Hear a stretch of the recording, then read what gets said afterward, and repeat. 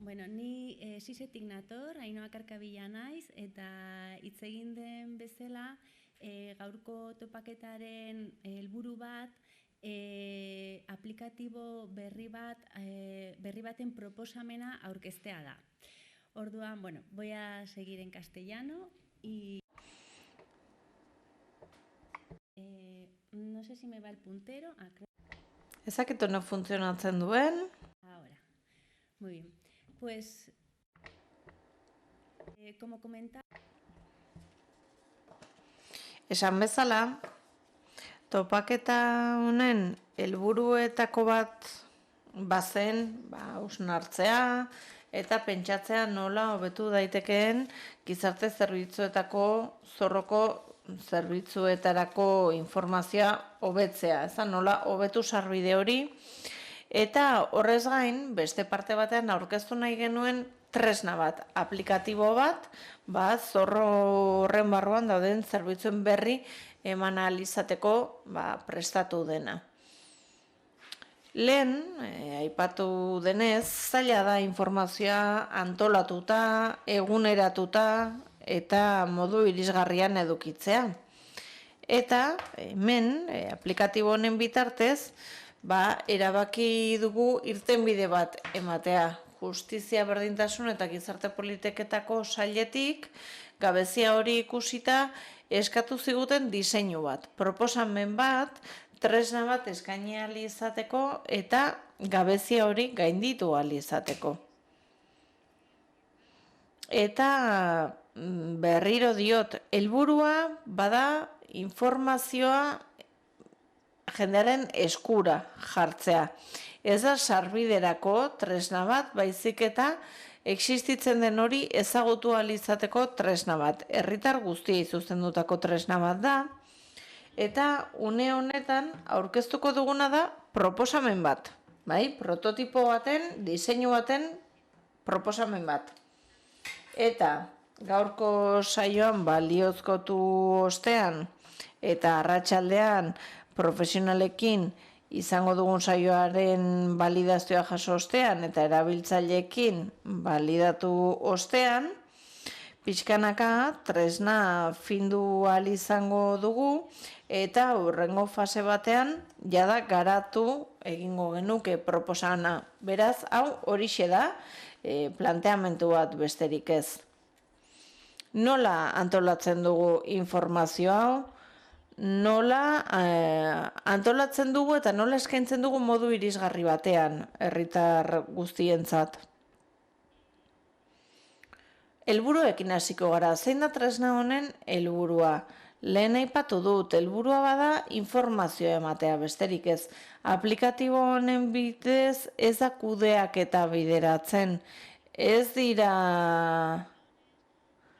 prestazioetarako sarbideak, errazten informazioa da helburua. Eta bestalde, egiten dena da gizarte zerbitzuetako zorroi buruzko informazio eman. Hau da, ez dago informazio hori beste sistematako diru laguntzei buruz. Gizarte zerbitzuen zorroari buruzko informazioa besterik ez da eskaintzen. Beraz, goazen ikustera, nolakoa den proposamena, prototipo horretara sartuko gara, eta ikusiko dugu zer itxura duen. Diseinu egin ahal izateko eta proposamen hau zehazteko zera egin dugu. Ikusi zertan ari ziren gure ingurunean, estatu mailan eta nazioartean. Eta ikusita zer egiten ari ziren inguruan eta antzeko aplikatiboak ikusita, eta denak ez ziren gizarte zerbitzuetakoak, kasu batzuetan baziren laguntza batei buruzka, baina ikusita zer nolako antolaketa, zer nolako egitura erabiltzen zuten, hori guztia ikusita eta ikusita nola aurkezten zen informazioa guk gure proposamena egin genuen. Eta gure proposamenean erabiltzen den logika da egoerak edo gertakizunak eta prestazio eta zerbitzu motak konbinatzea. Eta horren helburua litzateke, egoera jakin baten beharrei erantzun bat eman ahal izatea. Berriro diot, informazioa eskainiz. Diseinu fase batean gaude, bai, gogoan izan mesedez. Hauxe litzateke atea, bai, sarbidea. Eta ikus dezakezuen bezala bi sarbide ditugu. Batetik nire egoera izenekoa, eta nire egoera izeneko sarbide horretan nolabait gidatutako sarbide bat dugu. Gidatutako bidai bat zorroan barrena. Badaudelako pertsono askok ezakitenak zer dagoen zorro horretan, ez dute ezagutza diturik, beraz, nire egoera horretatik sartuta gidatu egiten dira erabiltzaileak, galdera batzuk egiten zaizkie, iragazki batzuk aplikatzen dira, eta horrela pixkanaka lortzen da erabiltzaile hori iristea baliagarriena izango zaion zerbitzu horretara, zerbitzuaren informaziora. Beste sarbide posible bat, edo bigarren ate hori, bada zerbitzu eta prestazio sozialen zorroa. Ezakiten funtzionatzen duen, bai? Eta hemen, edo ona, sartuko lirateke profesionalak esan dezakegu. Ezagutza profesionalagoa duten erabiltzaileak. Zorrora sar daitezke, zorro osora, kombinazio batzuk egin ditzakete galdera batzuen bitartez, eta bilaketa izango da, adituen mailakoa esan dezakegu. Ez dago, zorro osoa modu errazago batean kontsultatzeko aukera ematen dugu webguneri, beraz, hau erabil dezakete profesional horiek. Eta, bi ate handi hori ez gain, prestatu dugu, beste zerbait iruditu zaigu, zuzeneko esteka jar daitekeela kontsulta gehien jasotzen dituzten zerbitzu edo prestazio horietara, eta behin tresna martxan egonda, hor zuzeneko esteka bat ikusiko genuke, eta badago ere bilaketa egiteko aukera, edo zein termino sartuta, termino horrekin lotutako zerbitzuak eta prestazioak ikusteko aukera egongo litzateke. Sarbide nagusi horietako bakoitzerako bilaketak antolatu ditugu, ibilbide amaieraraino doazenak. Eta azkenean ikusiko genuke zerbitzu baten edo prestazio baten fitxa. Oraindik ezago dena prest diseinu fasean gaudelako, baina gozen ikustera nola iristen garen fitxa batera bilaketa gidatu horren bidez.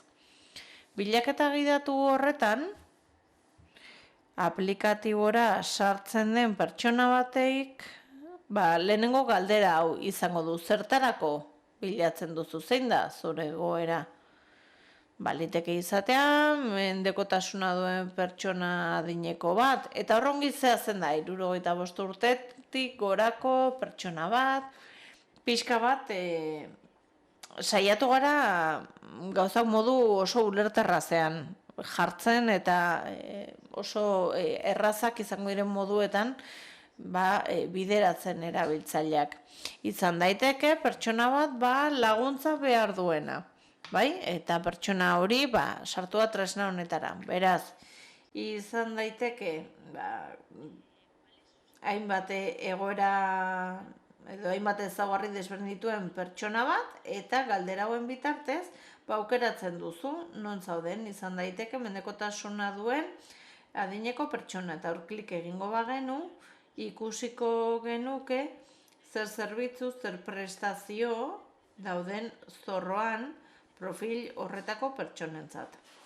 Beraz, hor ikus dezakegu multzokatuta, badaudela zenbait zerbitzu, zenbait prestazio, informazioa, badagore, deskribapen bat hemen, ikusteko zer nolako zerbitzu edo prestazioa diren informazio zerbitzuak, edo zaintzaileari laguntza emateko zerbitzua, prebentzio zerbitzua, etxea laguntzeko zerbitzua, etxea gokitzeko laguntzak, eguneko zentroak, eta abar.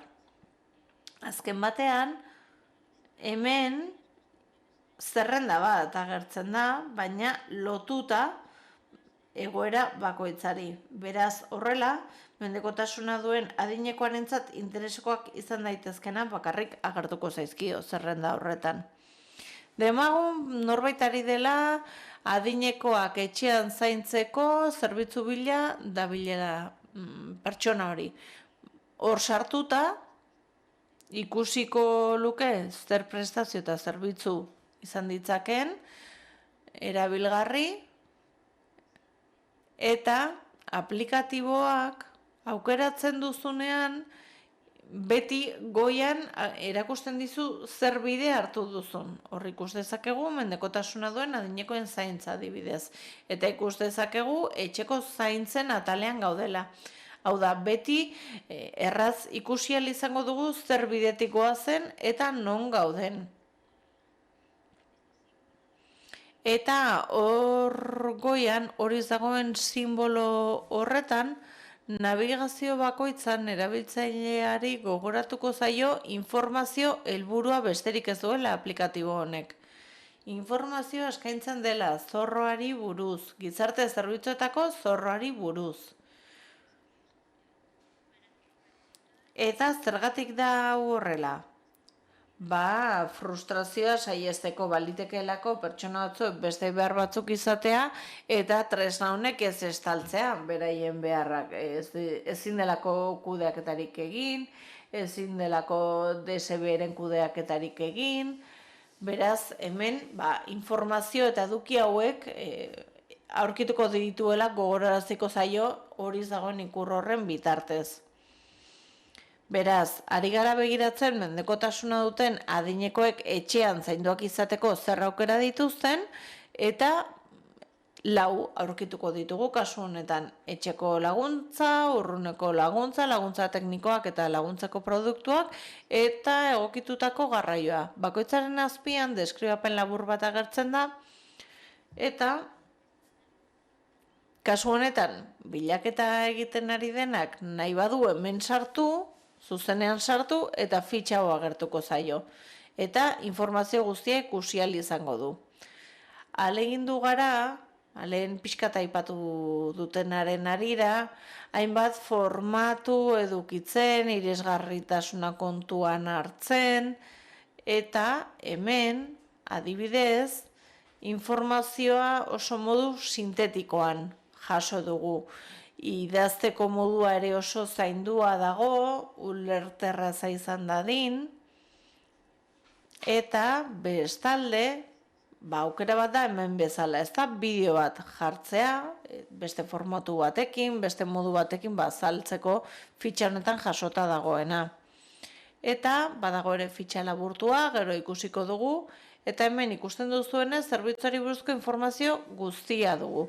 Zertan datza, nor izan daiteke hartzailea, zer baldintza bete behar dituen. Bateragarria da zerbitzu hau jasotzea besteren bat jasotzen ari banaiz, zenbat balio du, nori dagokio eskaera egitea, non eska dezaket zerbitzu honen hartzaile izatea. Eta horrela, estekak agertzen dira gizarte zerbitzuekiko, EAeko zerbitzuekiko, eta horrela, inork eskaera egin nahiko balu, hemen esaten du, zerbitzua eskatzeko oinarriko gizarte zerbitzutara jo behar dela, eta hor postakodea jarrita ikusi ahal izango da aurkibidea gizarte zerbitzu horien informazioarekin. Tresna hau, esango dut berriro ere, informatiboa dela, eta hau informazio tresna bat izan da, ez da jarraipen bat egiteko aukera ematen duen tresna bat, ez da profesionalek dituzuna bezalakoak, baina informazio eskaintzen du, eskura dauden aukerei buruz, eta baita ere non eska dezaketen zerbitzua. Eta horrela profesionalekin harremanetan jarriko lirateke beste pertsona batzuekin. Aipatzen da ere, zerrara dagokion, zerbitzori, beti iturria ere hor agardadin. Eta lehen aipatu dut, bideoaz gain, fitxa laburtua ere proposatzen dugu. Eta hor sartuko bagina, behera jotzen badugu, PDF bat delako, baina hor klik egingo bagenu, hau ikusiko genuke. Infografia bat, informazio nagusiarekin. Eta hori PDF-an deskargatu daiteke, partekatu daiteke, eta bi orrialde txotan badaukagu oinarrizko informazioa. Zertan datza zerbitzua eta nola eskatu, bai? Pixka bat hori jasotzen da. Eta helburua izan da formatu ugari eskaini ahal izatea informazioa modu arinagoan edo errazagoan helarazi ahal izateko. Eta hau litzateke bide gidatu hori, ezta? Bestalde, hemen ikus dezakezuenez, horre hasieran esan dudan bezala, ez? Badaukagu beste sarbide hau, beste ate nagusi hau, eta honek zuzenean zorrora eramango gaitu. Horret zaizu galdetzen zer behar duzun, zer nolako egoera duzun, zer beharko zenukeen, ez hor zuzenean sartuko lirateke profil profesionalagoa duten pertsonak edo nolabaiteko ezagutza duten pertsonak. Eta hemen zuzenean orrialde honetara sartzen gara. Eta hemen ikus dezakegu, zer kombinatu dezakegun, egoerak, zerbitzu motak, edo hortik sargaitezke zorro osora zuzenean. Zorro osoa ikus dezakegu, eta hori inprimatzeko aukera egongo litzateke, hainbat hizkuntzatan egongo litzateke. Beraz, inork hautaketa bat ikusi nahiko balu edo zerbitzu guztien aukera ikusi nahiko balu, hizkuntza aukeratu ahal izango luke eta inprimatu eta hor dena eguneratuta egongo litzateke gainera. Kasu honetan ikusten dugu informazio gutxiago dagoela.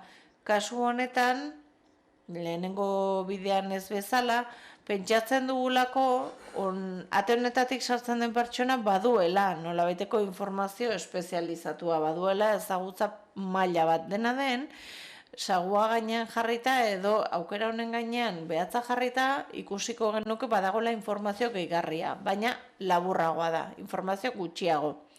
Eta horrela, esan bezala, irizpide batzuk aukeratu ditzakegu, egoera bat edo gehiago, eta egoera jakin horietarako zerbitzu motak edo prestazio motak aukeratu ditzakegu bat edo gehiago.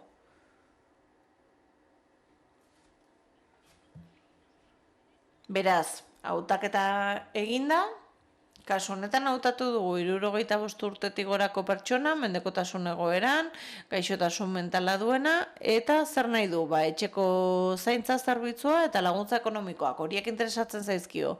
Beraz, hori hautatuta ikusiko dugu zer zerbitzu eta zer prestazio agertu zaizkigun, eta kasu honetan ere goialdean ikus dezakegu zer irizpide aukeratu ditugun, gogoratu ezagun zer izan den bilaketa, eta behin hautaketa egin ondoren prestazioak eta zerbitzuak ikus ditzakegu, multzokatuta tipologiaren arabera. Hor daude adibidez etxean zaintzeko aukerak eta beherago laguntza ekonomikoak eta beherago, hortxe, 5 horiek ikus ditzakegu. Beraz, 2 atal horiek eta bakoitzari dagozkion aukerak. Eta hori litzateke, zorroko aukeren zerrenda, ezta? Gure bilaketa irizpideen arabera horiek aurkitu ditzakegu zorroan. Eta aurkitu dezakegu adibidez etxeko laguntza, eta aurrekoan bezala, fitxa honetana iritsiko gineateke. Lehen iritsi gara bide gidatu hori eginez, galderak eta iragazki batzuk gaindituz, eta kasu honetan aukeraketa bat eginez, ona iristen gara. Emaitza berbera da, fitxa hau. Eta, denborarekin uste dut ondo noala, beraz, hauxe litzateke planteamentua. 2 sarbide nagusi, profil adituago batentzat, bestea hain aditua ez den profil batentzat, eta helmuga izango da berbera, bi kasuetan, informazioa eskuragarritasunez eta modu ulerterrazean eskaintzen da, eta baita ere bilatu dugu atsegina izatea, ez da? Ikusten ere atsegina izatea, gorde ahal izatea, inprimatu ahal izatea, eta lortzen dugun emaitzarekin zerbait egin ahal izatea.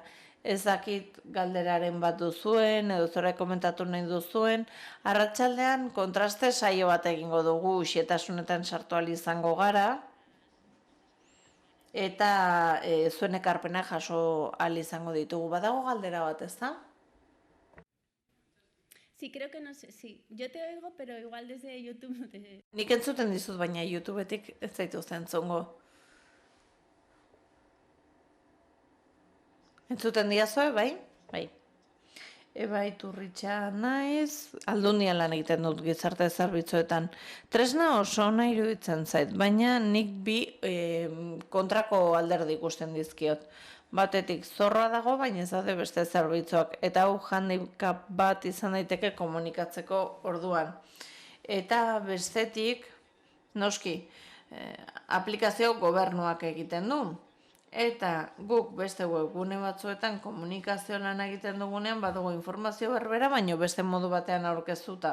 Beraz, zer egin dezakegu? Zer egin informazio oso ongi landuta dago? Zer egin dezakegu? Ni arduratzen naiz webguneetaz eta horrelako alderdietaz. Zer egin dezakegu Aldundietan adibidez informazio eskaintzeko, informazioa errepikatzeko? Hau da, nola eskaini sarbide hau? Bestela horrek eragotzi egiten duelako bilaketa hori, ez?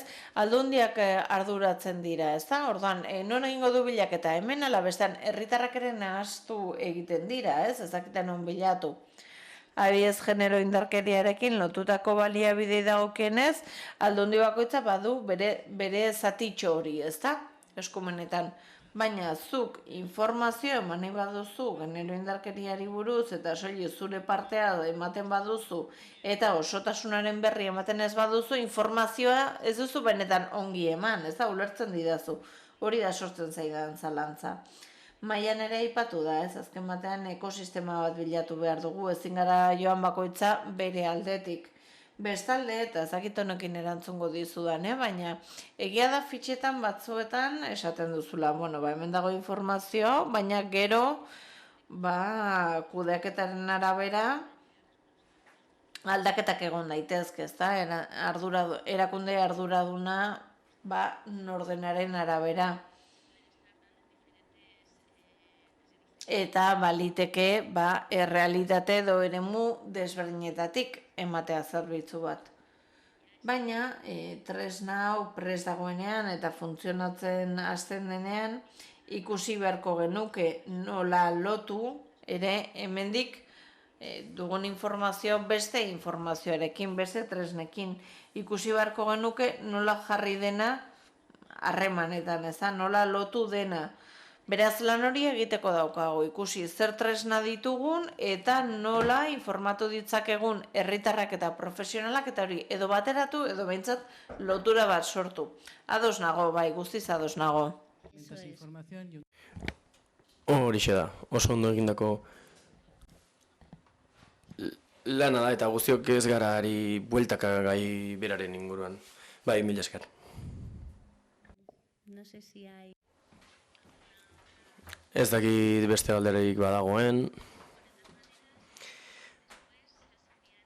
Beno, dena den izena manda zaudeten guztiei galdetegi bat bidaliko zaizue aplikazioaren ingurukoa, zuen ekarpenak jasotzeko eta azken finean hori esker hobetu ahal izateko.